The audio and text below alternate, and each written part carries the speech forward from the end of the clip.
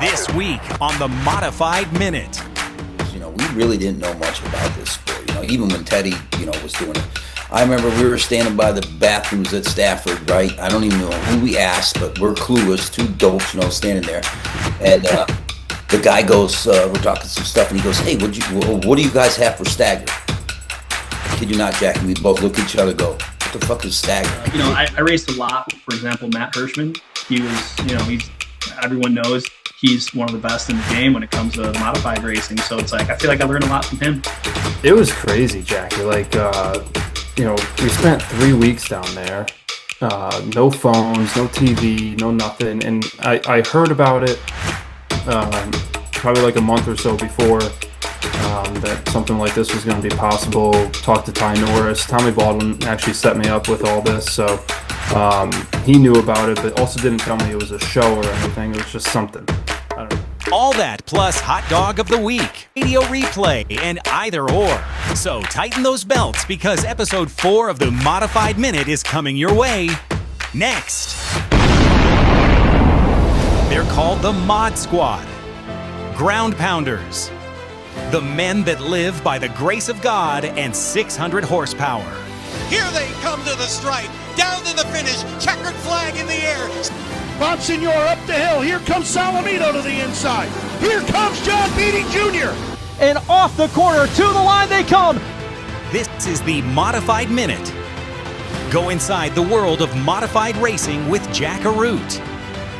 Modified Minute is brought to you by Waddell Communications, the official trackside radio supplier for the Mod Squad.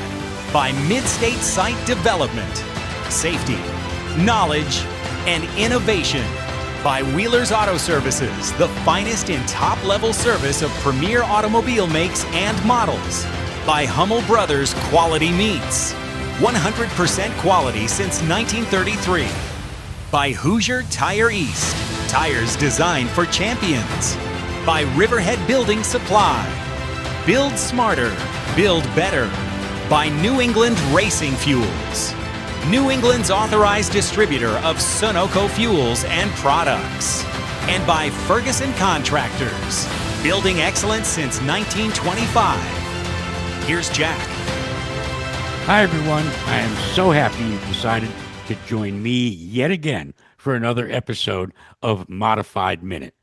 Modified racing in the Northeast heated up this past weekend with the annual icebreaker races at the Thompson Speedway Motorsports Park, which means this week's Up to Speed is filled to the brim.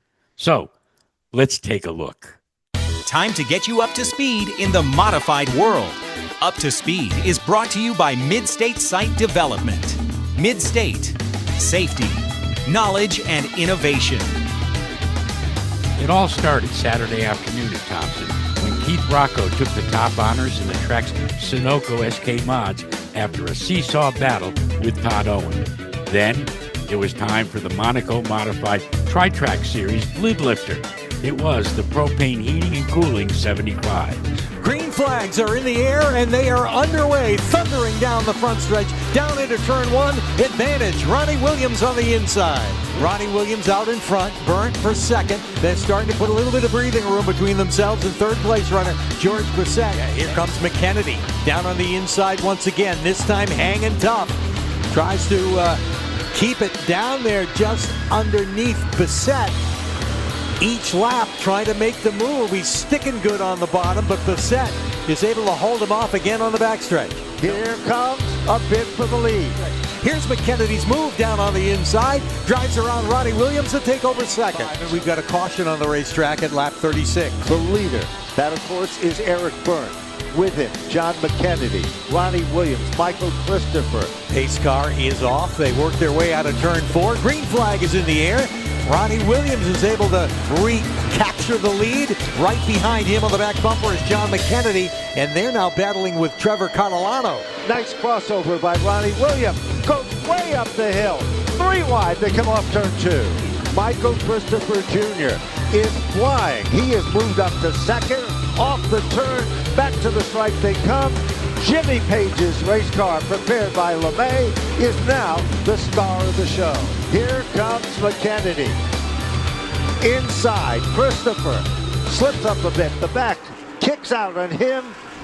Lead change again. Breaks. Oh, a spin.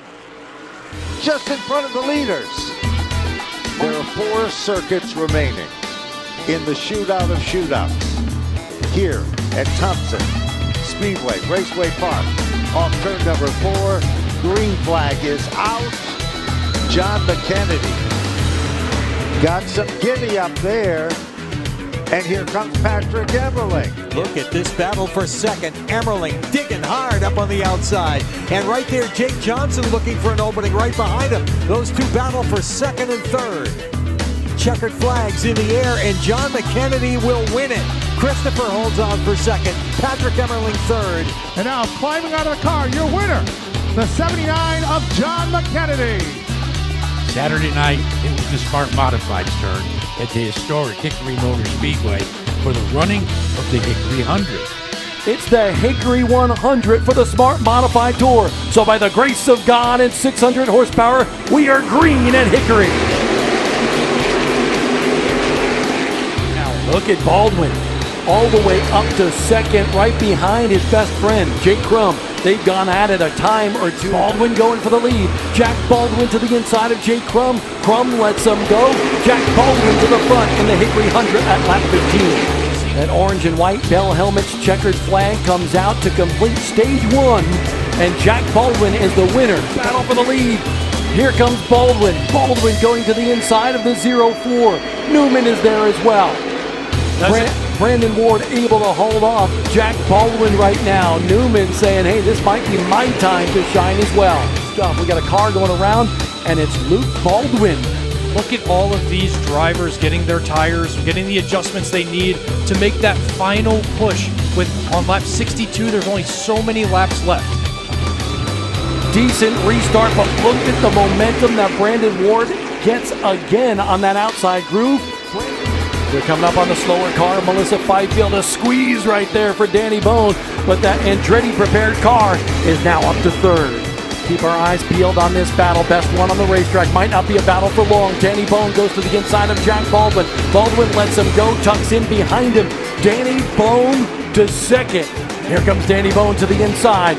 Both of these drivers have won a race already in 2026. Ward on the outside, not working well for him. Danny Bone rubs him a little bit off of turn number 4. Danny Bone to the lead. This guy is truly bad to the bone. Danny Bone wins the Hickory 100. Sunday, it was back to Thompson. The SK Light saw Kevin Davis scoring the victory, while Sunday's Sunoco SK Modified feature yet again went to Keith Rocco when he rallied from an early race penalty to beat Todd Owen for a second consecutive time.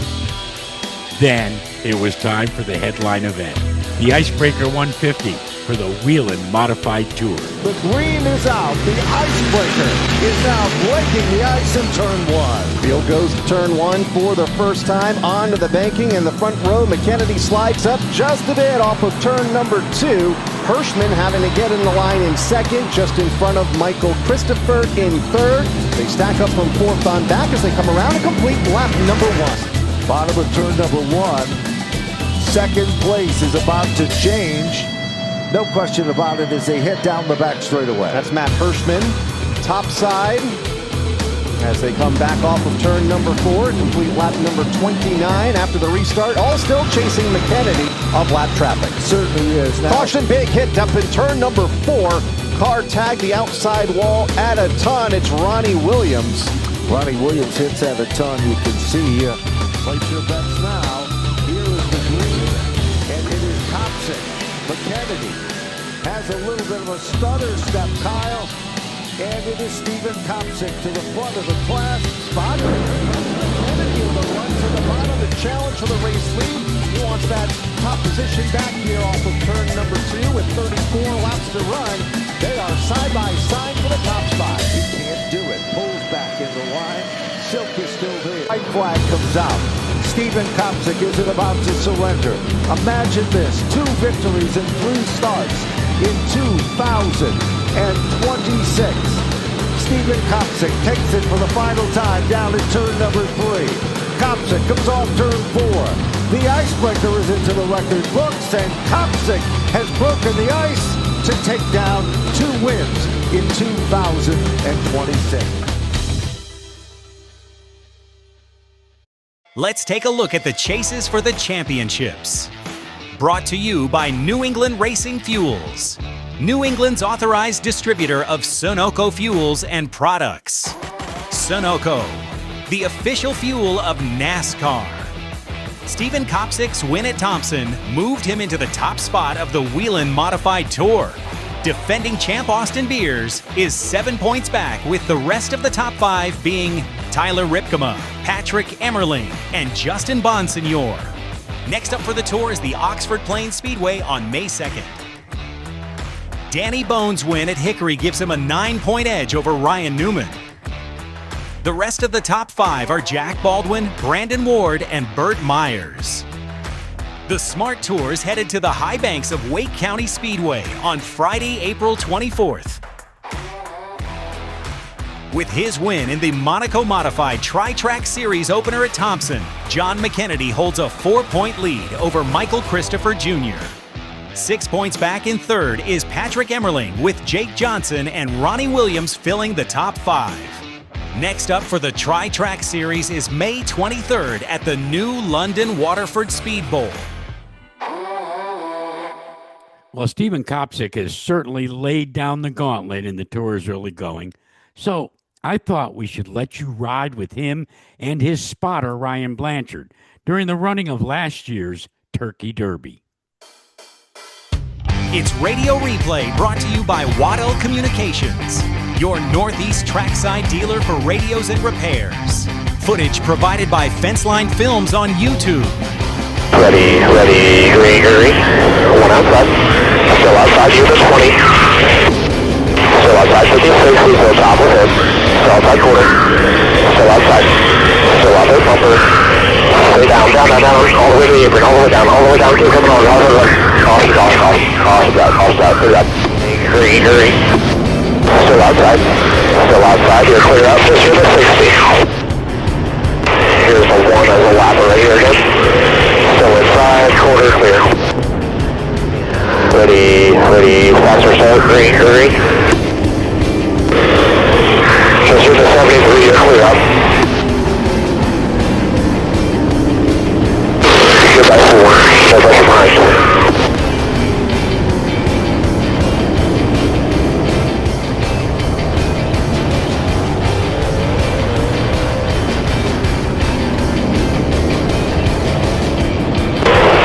Three to go. So by 1, by 2 to go.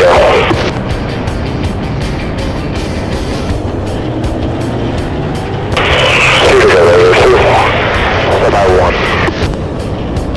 Couple up on 2 ladders on the bottom, about 10 ahead. So by 1, couple back up on white.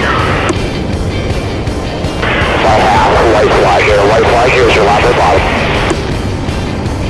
Next lapper will be 3 ahead on the bottom. Clear up the first, so by 2, couple back checkers. Checkers, back down there, back it up. 2-7.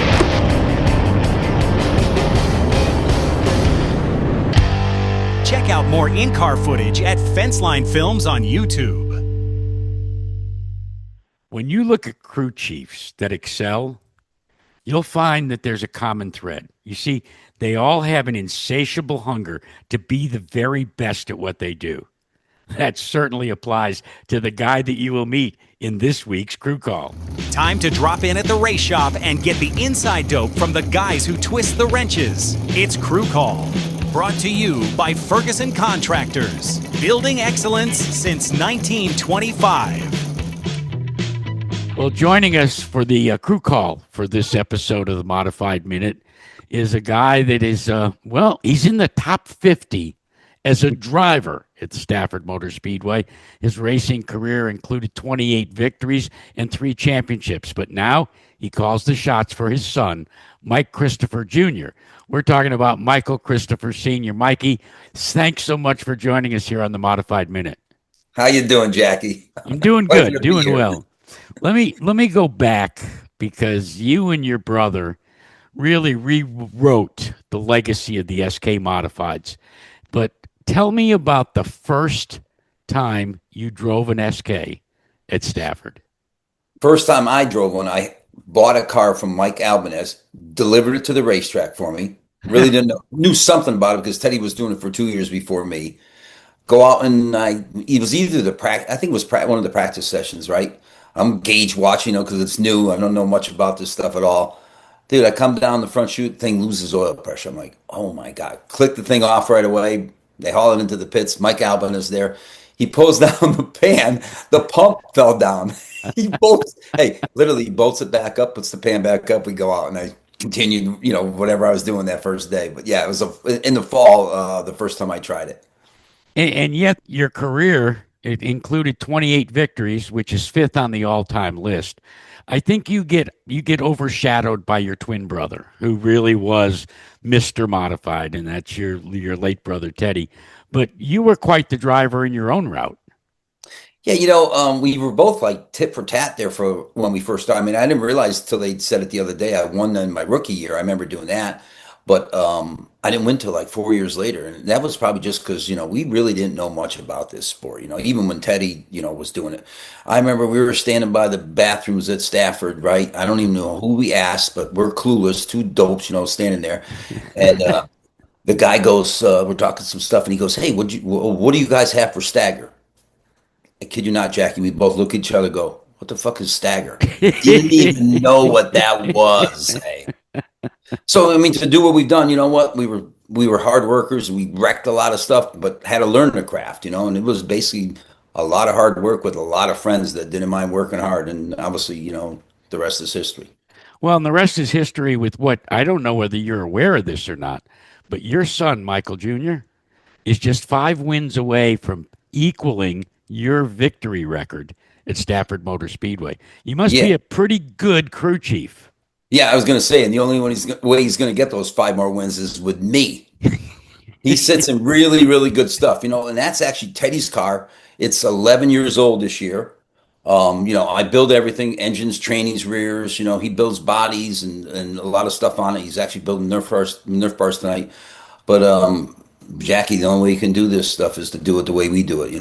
We fabricate everything and I build all that stuff. That's my pride, in building all of it. Yeah, he can probably do it. We won 5 last year. He wants to win 8 this year, but we're going to be restricted this year. We're definitely not chasing the whole thing because he has 1 modified tour race that he's going to miss on a Friday night, and then 2, maybe 3 truck races that conflict on a Friday night. So I want to talk about his foray into truck racing. Happened last year at Loudon, was the first one for Stuart Friesen. There's a good friendship between the Friesen family and the Christopher family. Most recently at Rockingham. What's your assessment of how he's doing in the Craftsman Truck Series? That was a little bit of an awakening because 1, he's never been there before. 2, it is 160 miles an hour driving into the turn. It is a fast, gripped up racetrack. You just need some time. That's the problem with this sport is you can't do tests. Although he's supposed to do, when he told me the other day, I think he's going to go to Nashville and he can test beforehand, which will be a world of difference. He does sim. He was last week before Rockingham. He did 2 days of sim, but that's not real world stuff. Yeah. And then the truck is really fast. At times in the race, he was almost equal to the leader.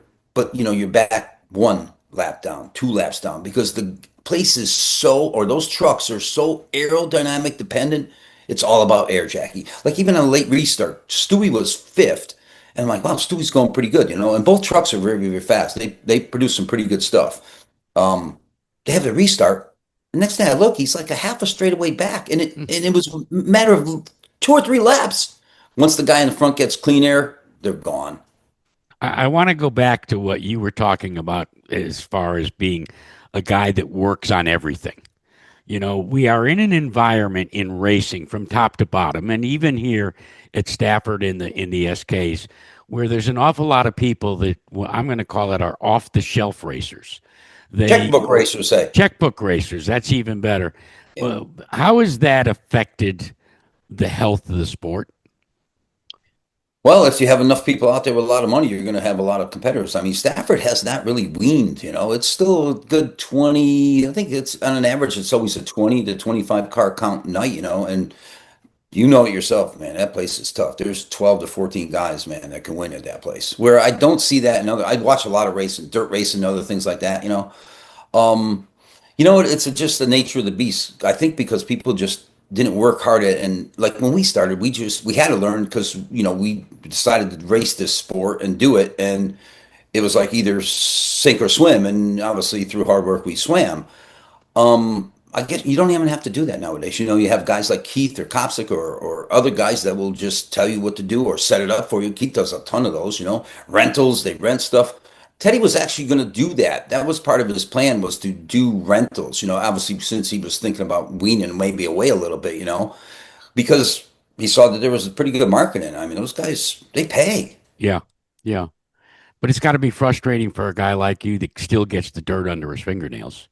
Not at all, man. It drives me harder than anything because you know what, Jackie?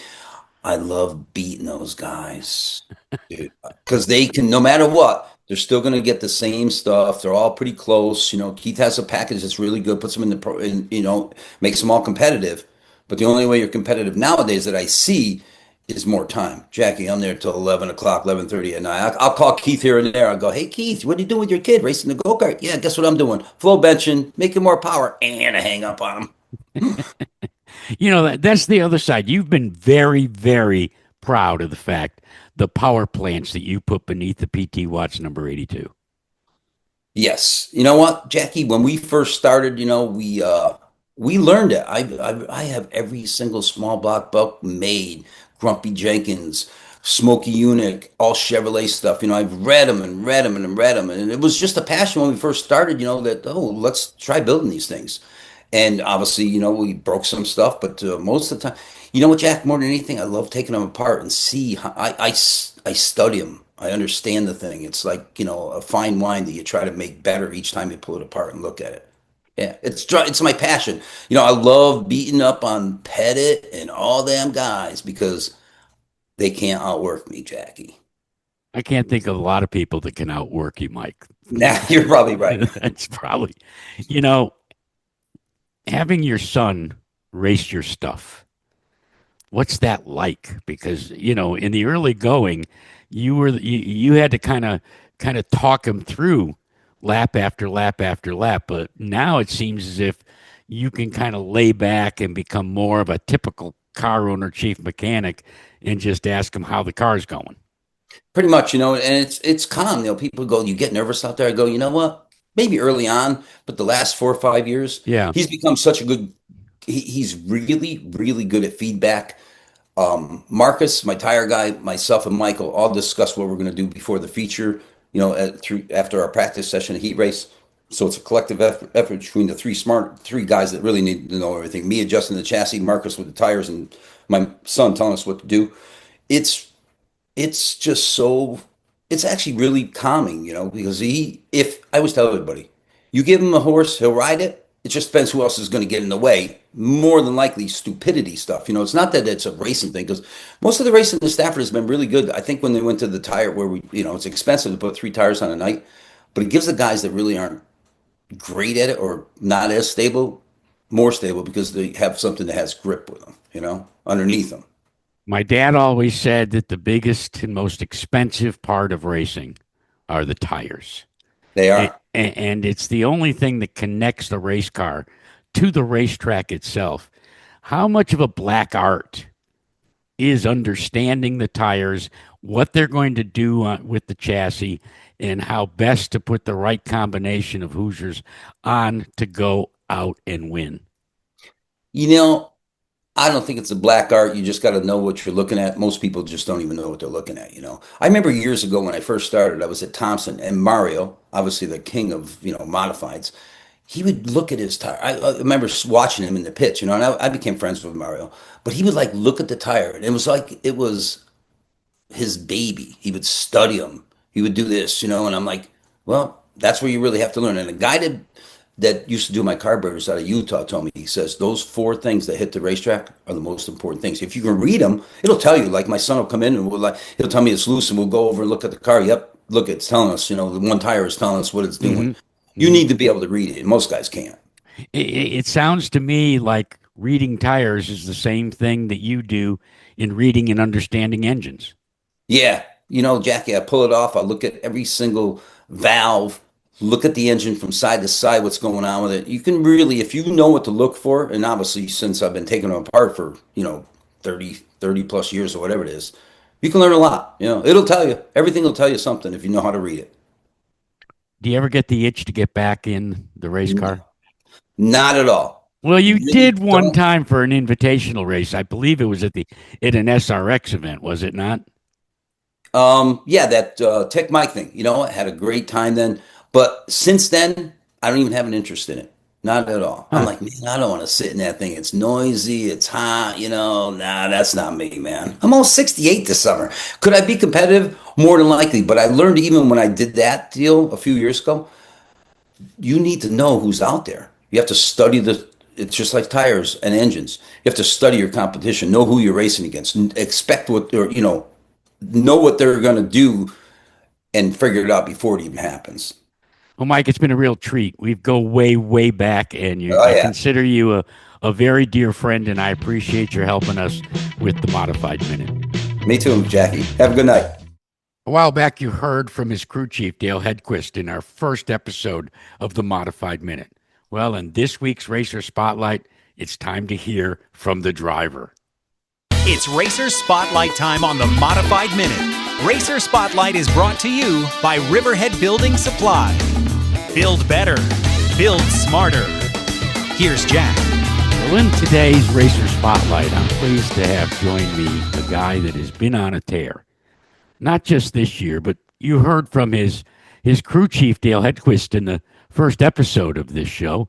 We're talking about, a dyed-in-the-wool Buffalo Bills fan and the driver of the number 1 USNE power sports car, Patrick Emerling. Patrick, first of all, my condolences to you about the outcome of the playoffs in the NFL season last year. Yeah, that was a bummer. That's kind of been, they call it the Buffalo curse, right? And they've been just like a little catch away from getting there, I feel like. But they had a little bit, for whatever reason, it's just like the stuff didn't align for them to get to the end there, right? Even though they were probably, that they had a lot of good stuff going for them. But yeah, that's a bummer. I'm now being a Buffalo sports guy. The Sabres are looking good, so because I do love hockey as well. So yeah, hopefully they could. They were looking really good, so hopefully they can break the curse, right? Well, let's talk a little bit about your racing endeavors. I went back and I didn't even realize you've been at this for more than a decade, racing. Where do you think where you started to where you are now in terms of your skills and in terms of the results that you're getting? Where do you think you've gotten better? Yeah, so like when I started, we would run a sport mod at Holland and Lancaster, Wyoming County Speedway up in New York, right? And eventually we had a family-owned modified car, and definitely a big difference. Like I feel like when I was younger, it's like, you see a lot of the younger guys come to the sport, they got some speed, but they don't, like the racecraft, that's the hard part, right? And that's one thing, especially hanging out with Jan Leedy for all these years. And Jan was my crew chief. He really helped me out in that department. And I feel like, I don't know, I feel like myself, every time I get into the car, I'm better. So anytime I get more experience, I just feel like, I just feel more prepared and better throughout the years. And Patrick, you call it racecraft. Drivers always address that. And we all in the media also kind of try to put it under the microscope. How do you acquire that racecraft? How do you improve upon it? Is it something that consciously you have to work on, or is it somewhere where it's kind of akin to muscle memory? A little bit of everything. Like you can study it. You can study what other guys are doing. I feel like a lot of it that really helped me was just racing against. If you race against the best, eventually you're gonna, you're gonna figure it out because you pick it up if you get beat by them, Yeah, right? And yeah. you have guys. I raced a lot. For example, Matt Hirschman. He was, everyone knows he's one of the best in the game when it comes to modified racing. So it's like I feel like I learned a lot from him. It's funny you bring up Big Money Matt. I think about your style in extra distance races, and while you're very fast, there's a lot of times where you just let the race come to you, and that is so Hirschman like. Yeah, so that is one thing. Like, I guess that's the way I kind of approach it. Is I don't really care about short run speed. I don't really like when we go out and practice. You never see that we're like, yeah, sometimes we're close to the top of the charts, but our goal is, okay, what's our speed 10, 20, 30 laps on tires, 30 laps into the run. What's our speed there, right? What's our fall off looking like? Does the car feel like it's going to be a good race car? Because yeah, sure, we could show up and get the right front to fire really good and drive it off the right rear. That's not that hard to bust off a lap, but to bust off laps 20, 30, 40, 50 laps into the run, that's the hard part, I think. There's another part of your racecraft that your crew chief Dale addressed, and saying and sharing a conversation that he said he had with you in the office. Anybody that knows Patrick and myself, we don't like to race that way at all. And one of the things last year on the tour, with a few tour races, we got kind of bullied a little bit, and I'll call it bullying. And that was one of the things Patrick and I kind of talked about over the off season was we got to dig our heels in the mud a little bit when some of these guys, when they run you hard is one thing, but when they run you out of racetrack, it's another thing. Yeah, that is a thing I was kind of working on because I think a lot of the guys who run against me, like I normally run people pretty darn good on average. And, in return, I feel like a lot of the guys that run on like the tour specifically, I run with a lot, like there's a lot of respect there between us. Right. Mm-hmm. And sure, yeah, there's times where, there's times when, it doesn't happen. And that's one thing is, that's one thing I was going to try to do a little bit more is like, all right, stick up for myself on the racetrack a little bit more.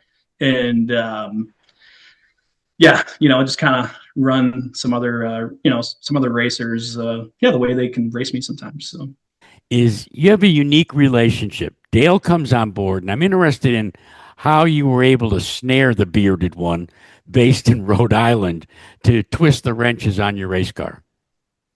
Yeah, so it was like it was a long story. So anyway, what it came together because the 79 car, the Tim Lupino 79 car, was kind of and long story short, not really a car owner anymore.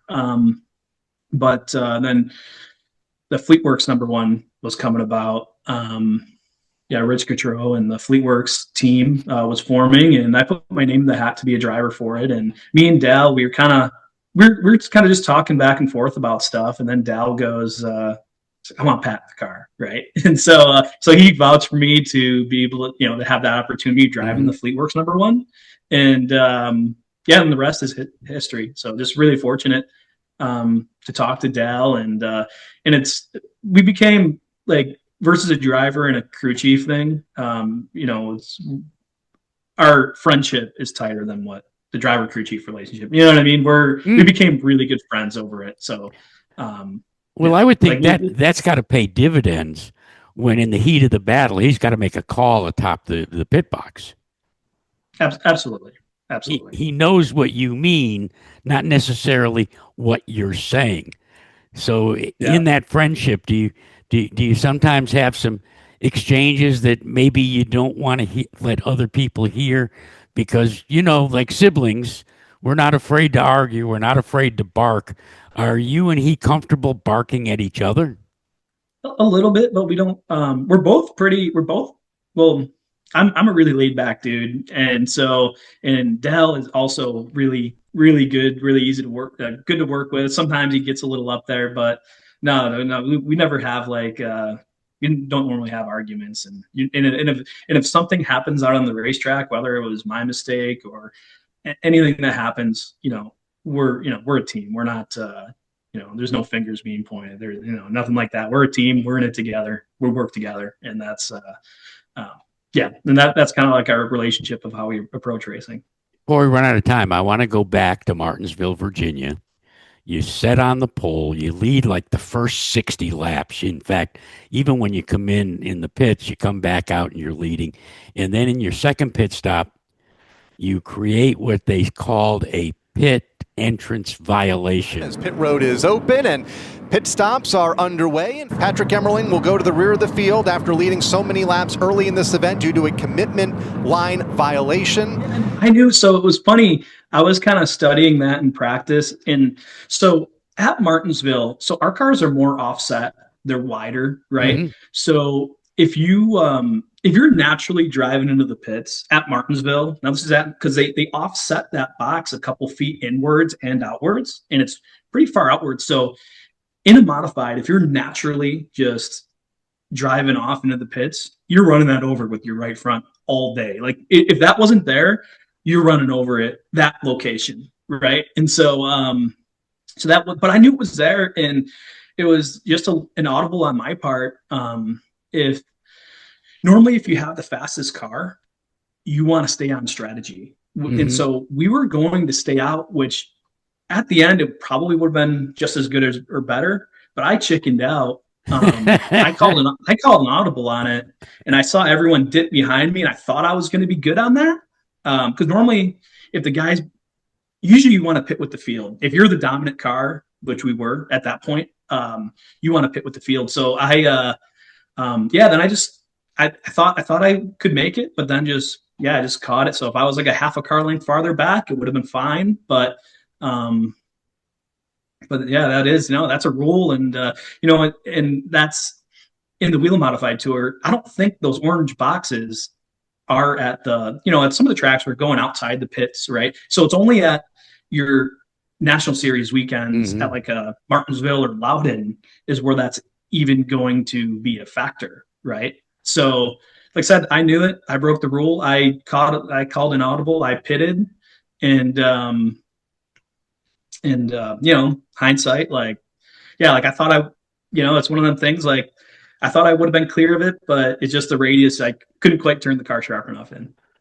Well, it still turned out, even though you had to use the car up coming from the back, you were there in that final restart, and the car ended up fading. But so far this season has been very, very kind to you if you're chasing for a championship. Listen, we wish the very best of luck throughout the remainder of not only the Whelen Modified Tour, but also when you make those forays into the Tour-type modified open events, and, of course, on the Monaco Ford Tri-Track Series as well. Thanks a lot for joining me. Thank you, Jack. In baseball, batting 300 likely earned you a spot in the Hall of Fame, right? In racing, winning averages are even lower. But that's not the case for this week's Hot Dog of the Week. It's now time to reveal this week's Modified Minute Hot Dog of the Week. Someone who stood above the rest. Brought to you by Hummel Brothers, Quality Meats, the top dog in modified racing. 100% quality since 1933. John McKennedy showed the Thompson Speedway crowd that he has unlocked the secrets of the 5/8 mile high banks. Last season, he won all 3 of the open modified events at the place. And in the Propane Plus 75 for the Monaco Modified Tri-Track Series, the Chelmsford, Massachusetts driver continued that domination. Inside, Christopher slips up a bit. The back kicks out on him. Lead change again. Checkered flags in the air, and John McKennedy will win it. He started from the 9th slot, but quickly moved to the front and scored his 4th consecutive Tour-type win at the track. On Sunday, McKennedy earned the outside pole for the Icebreaker 150 Whelen Modified Tour race and led every lap in the first half of the race. A late race caution brought the field to pit road, and a bobble cost McKennedy the lead. Stephen Kopp Leipzig scored his second straight win, while McKennedy eventually finished fourth. His weekend, however, earned him this week's designation as our hot dog of the week.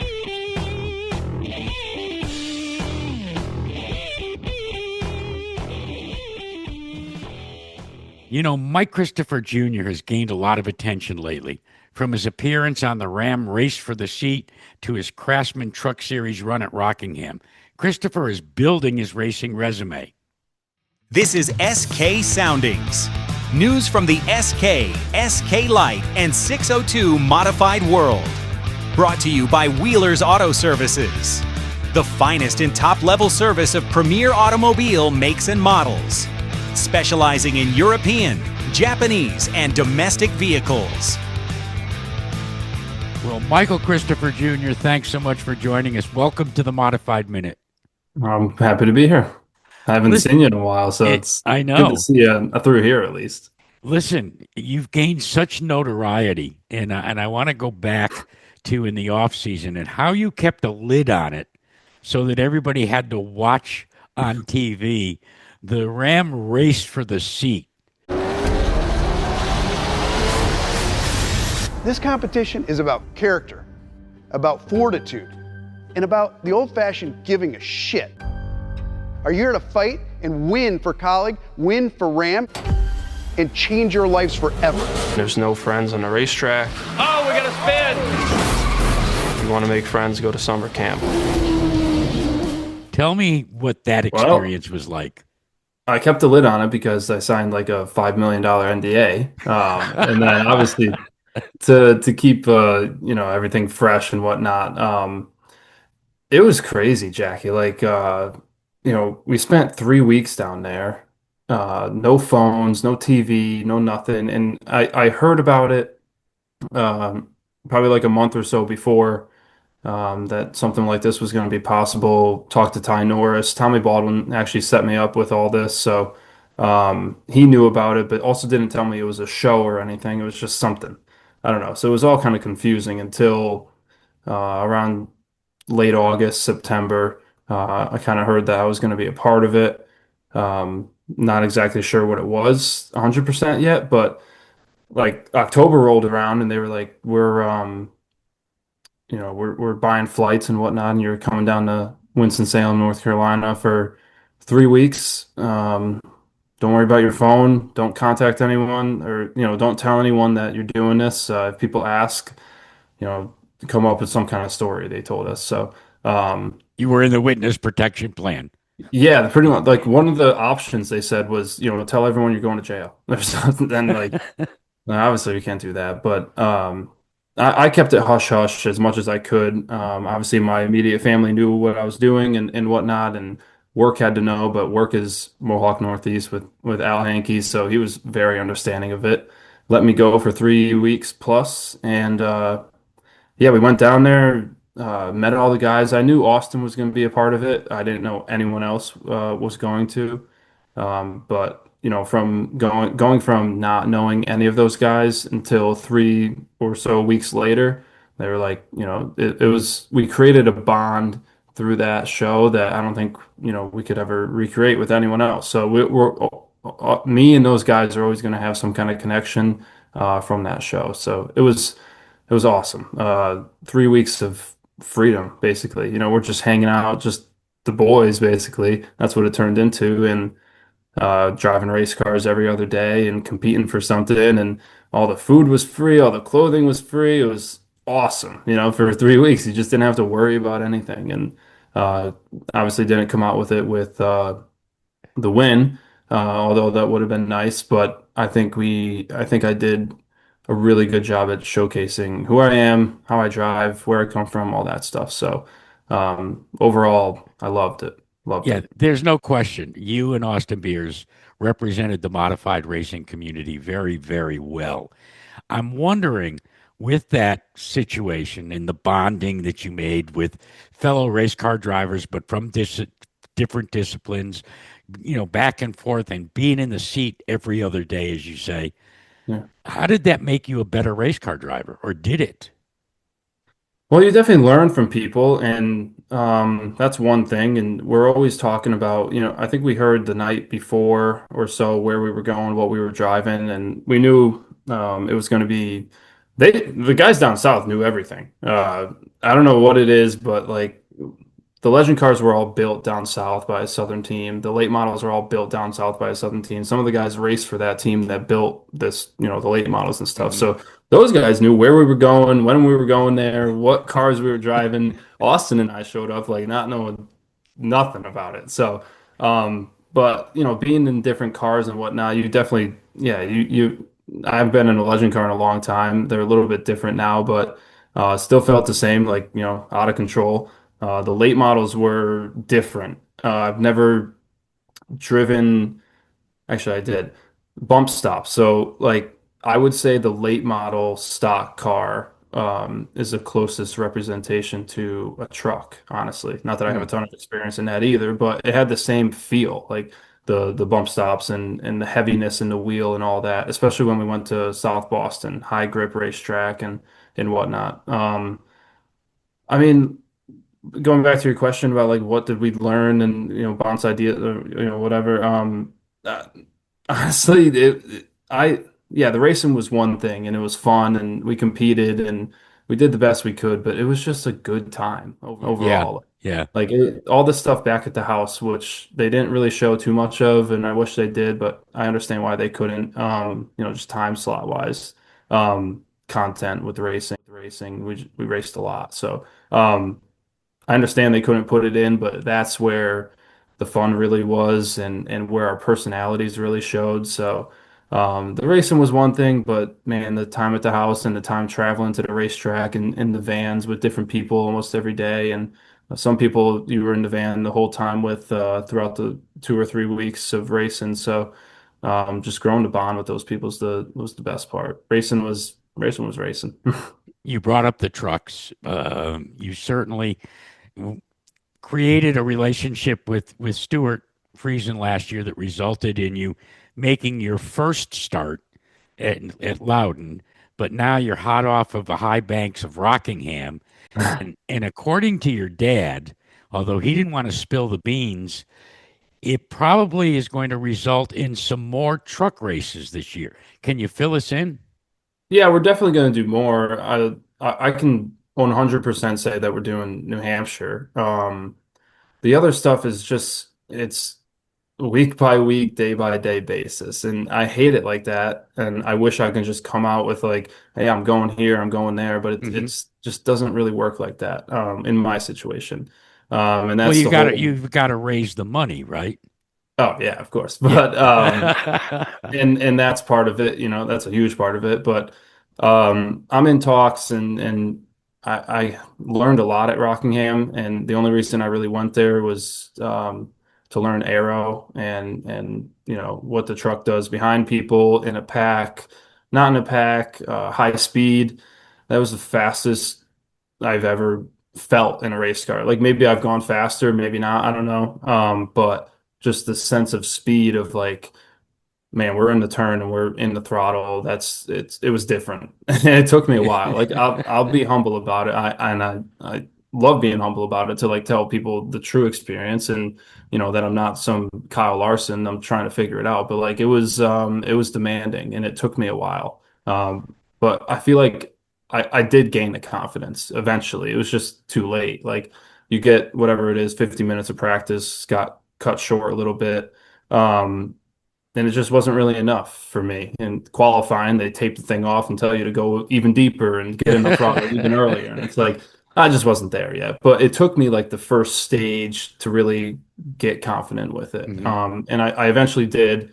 And I felt really good. The truck was really good. I mean, sometimes we were running lap times comparable to the leaders, top five. Like, obviously, won the next week. Yeah. And he does it.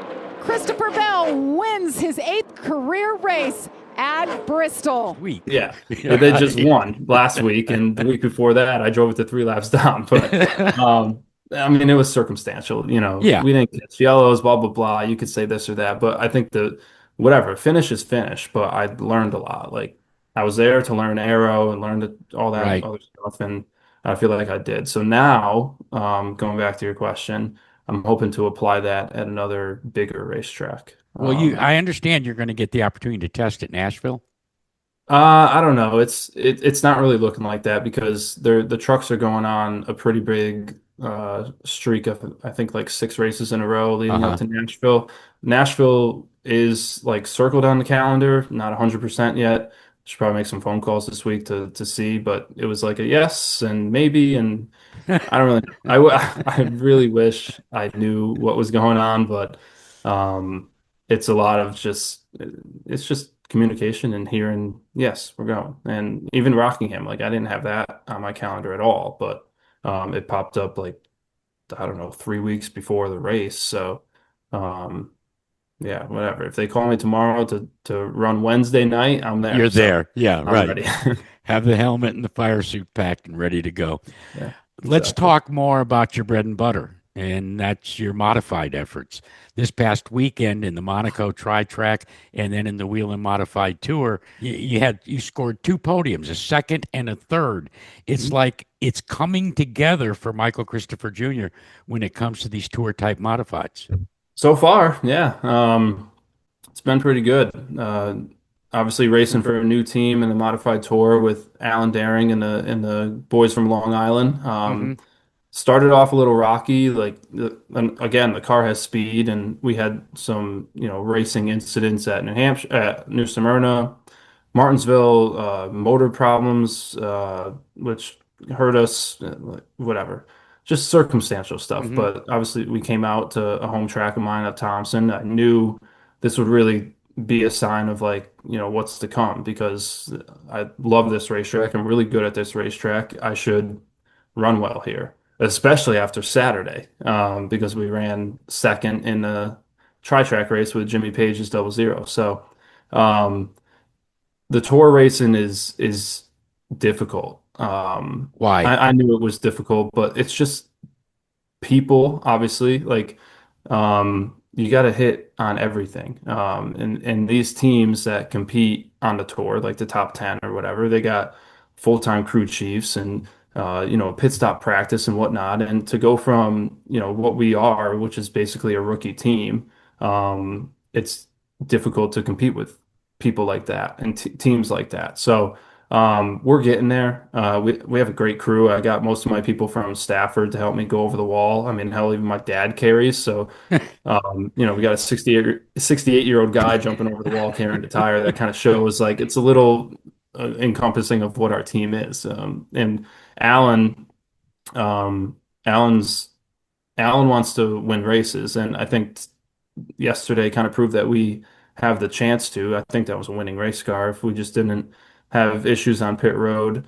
But it is what it is. We showed up and showed out, good run, and I think it's good momentum for the summer months, which are starting pretty soon. But yeah, the modified racing, it's kind of crazy. Like last year I had my SK and the 00, and like the 00 was like my echelon, right? And I still love racing for those guys. Love racing for those guys. But like after the show and the New Hampshire truck race last year, so New Hampshire truck race in September, the show was all November. December, I got the call about racing for Allen and on the tour. So I'm like, okay, now I'm going full-time tour racing. I really want to go truck racing. I'm working on this all winter long, trying to put deals together and do more for this year.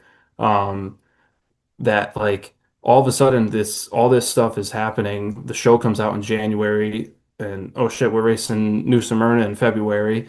And now, oh, we still race SKs. Oh, I still race for the 00, right? Like I don't want to make it sound like I forgot about them because I didn't, but it was just like so much other stuff was going on that you kind of just get sidetracked with it. But it was great to come back to home track, back to Connecticut for the first time since the show and all that, because that was in November. So talked to a lot of people, and a lot of people watched the show, which was good. But a lot of things going on, Jackie.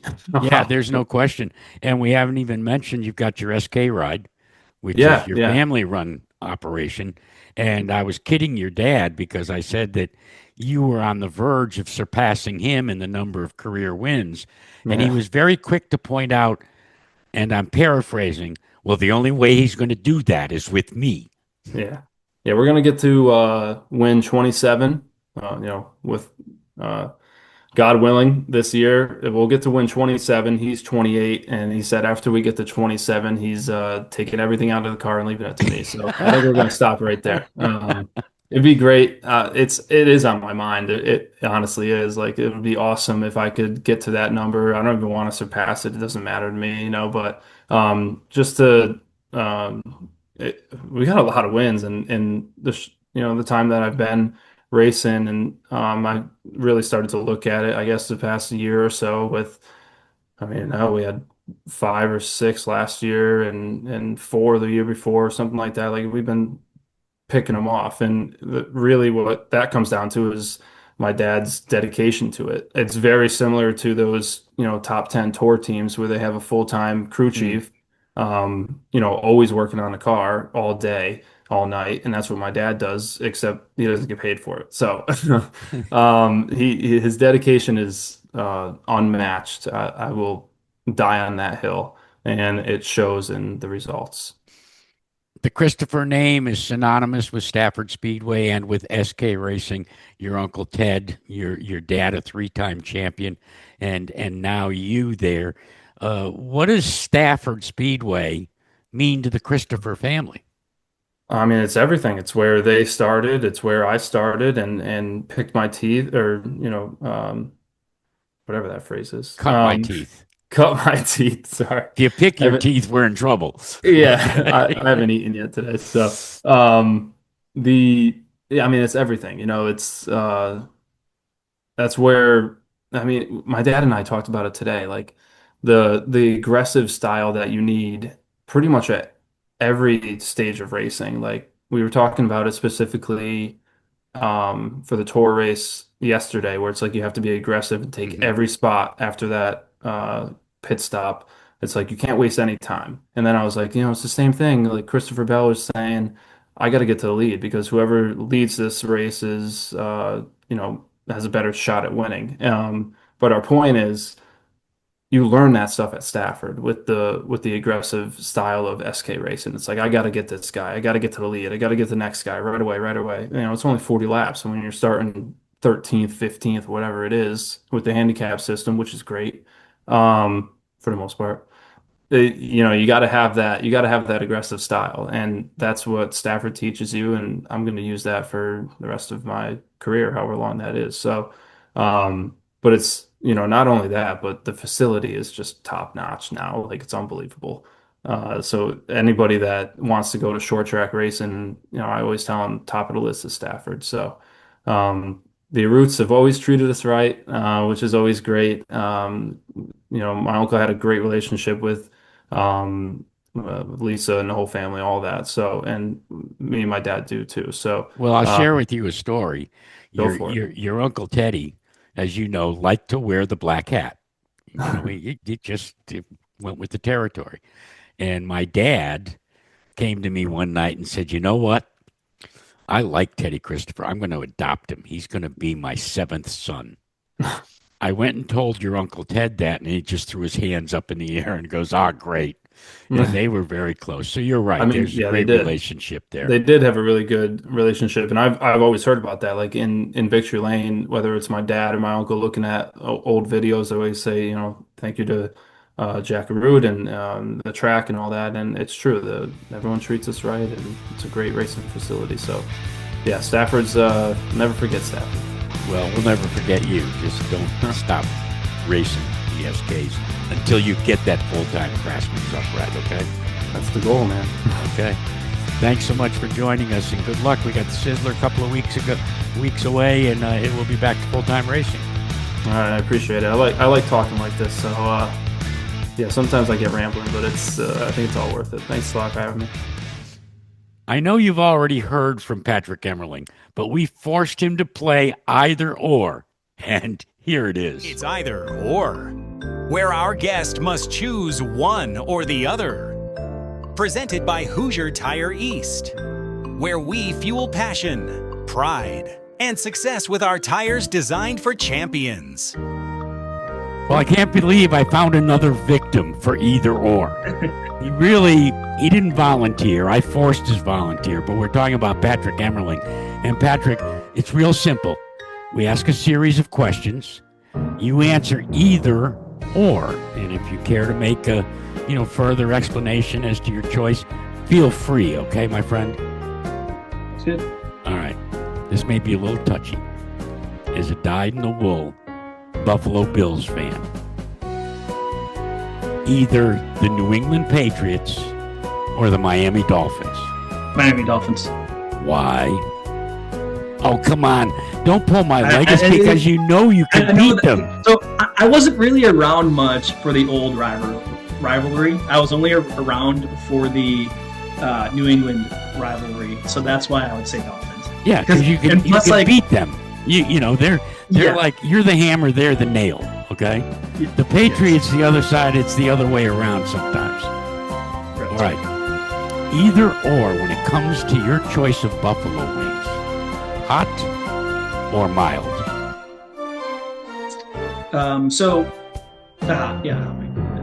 I mean, scorching hot? Got to drink milk hot? Or is it just buffalo wing style, kind of semi-hot? Yeah, like in Buffalo, we call them medium hots. Medium really hots. Good place. Yeah. And the medium hot is what like the rest of the country calls as a hot, right? Oh no, I've had the Buffalo hot, the Chernobyls. They're the best. Yeah. Oh really? Yeah, they're the best. That's when you have to go for the quart of milk. Okay. Yeah. Right. Yeah. All right. This is the sartorial question. Either sweatpants or blue jeans? Sweatpants. I'm surprised. I thought you would have gone the other way, but all right. Bonsignor or silk? As far as it's your call. Tell me what. You got to race one. I mean, they're both really good competitors. You're going mano a mano against one of them. Bonsignor or silk? Yeah, I'll go against Ronnie. Yeah. All right. And finally, from the music department, either Drake or Florida. Probably Drake on that one. All right. Listen, it's been a real treat. I hope it wasn't too harmful to you, even though I started with a very questionable topic, the New England Patriots, the Miami Dolphins, to a true dyed-in-the-wool Bills Mafia guy. But thanks so much for being part of this week's Either Or. Thank you. Pat, many thanks to Mike Christopher, Sr. and Jr., to Patrick Emerling, and of course to each and every one of you as well. I'm Jack Arute, hoping that you'll join me again for yet another episode of the Modified Minute. This has been the Modified Minute. Modified Minute has been brought to you by Waddell Communications, the official trackside radio supplier for the Mod Squad, by Midstate Site Development, safety, knowledge, and innovation, by Wheeler's Auto Services, the finest in top-level service of premier automobile makes and models, by Hummel Brothers Quality Meats, 100% quality since 1933. By Hoosier Tire East, tires designed for champions. By Riverhead Building Supply, build smarter, build better. By New England Racing Fuels, New England's authorized distributor of Sunoco fuels and products. And by Ferguson Contractors, building excellence since 1925. Video courtesies to Monaco Modified Tri-Track Series, NASCAR, and Flow Racing. Want to get in touch with us? It's easy. Email us with your comments and suggestions. Our email address is modifiedminute@gmail.com, or you can instant message us at Modified Minute. Video versions of the Modified Minute are available on YouTube and Facebook. Be sure to subscribe to both and grow the show. I'm Guy Abraham. We will see you again next week for another episode of the Modified Minute.